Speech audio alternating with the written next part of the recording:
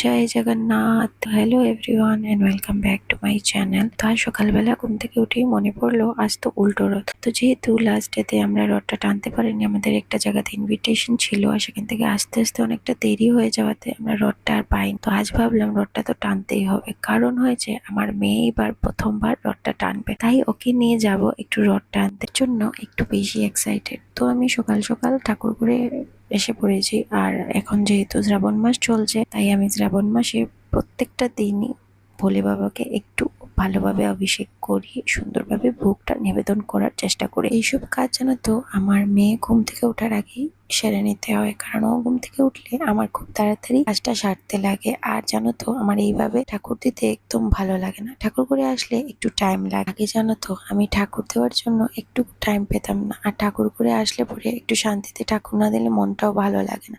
এখন যেহেতু জবটা ছেড়ে দিয়েছি, তাই একটু সুন্দর করে ঠাকুর দেওয়ার চেষ্টা করি। আর এই মাসে অনেকেই নিজেদের মতো ভোলে বাবার পুজো করে, আর এইভাবে আমি সুন্দর করে ঠাকুর দিয়ে ভোগটা নিবেদন করে ভক্তি দিয়ে আমি ঠাকুর করতে বেরিয়ে পড়লাম। আর চট করে স্কিন কেয়ার করে আমি সকালের ভাতটা খেয়ে নিলাম। আর আমি ভাতটা খেতে খেতেই আমার মেয়েও ঘুম থেকে উঠে গেল, ওকে একটু ব্রাশ টাশ করিয়ে ওকে খাওয়া নিয়ে বসেছি। আর ওকে খাওয়ানো মানে একটা বিরাট যুদ্ধের ব্যাপার। তার দিনের বাকি কাজগুলো সেরে নিলাম, কাজটা সেরে এই 1-4টা নাগাদে আমরা বেরিয়ে পড়েছি রথের জন্য। তো আমরা অটো করে চলে গেছিলাম এই একটু সামনেই, আর সামনে গিয়ে দেখেছি একটা ছোট্ট রথ। তো এই যে ছোট্ট রথটা খুবই কিউট ছিল, আর ভিড়টাও কম ছিল। তো আমি, মিহি, মা সবাই টেনে নিয়েছে। টেনে আমরা একটা টুকটুকে উঠে গেছি এই যে রথের মেলায় যাব বলে। জানো তো আগে ছোটবেলায় আমার মা মাকে ভাইকে নিয়ে বেরোতো এই রথের মেলাতে রথ টানতে। তো এই যে অটোতে যেতে যেতে আমরা আরো দুটো রথ পেয়ে গেছিলাম। তো সেই অটো থেকে একটু প্রণাম করে নিয়েছি, কারণ এই যে সবগুলো রথ টানা তো পসিবল হয় না। আর তারপরে আমরা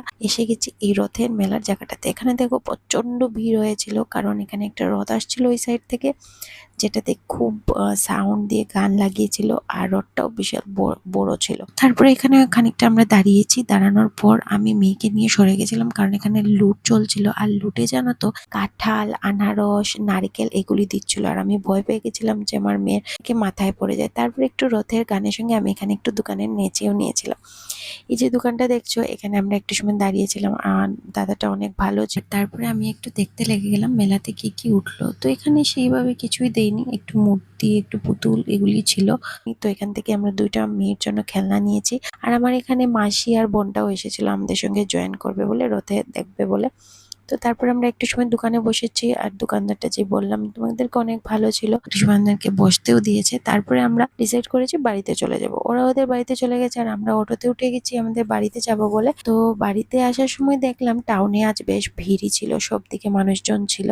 তো তারপরে আমরা অটো থেকে নেমে হেঁটে হেঁটে বাড়িতে এসে গেলাম। আর মেয়ে দেখো এখানে এসেই নিয়ে বসে গেছে ও কি কি এনেছে।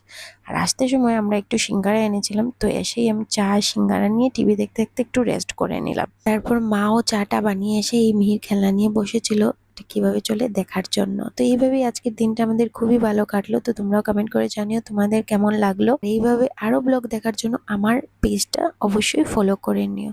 তো আজ এই অবধি, তোমরা ভালো থাকবে, সুস্থ থাকবে, টাটা।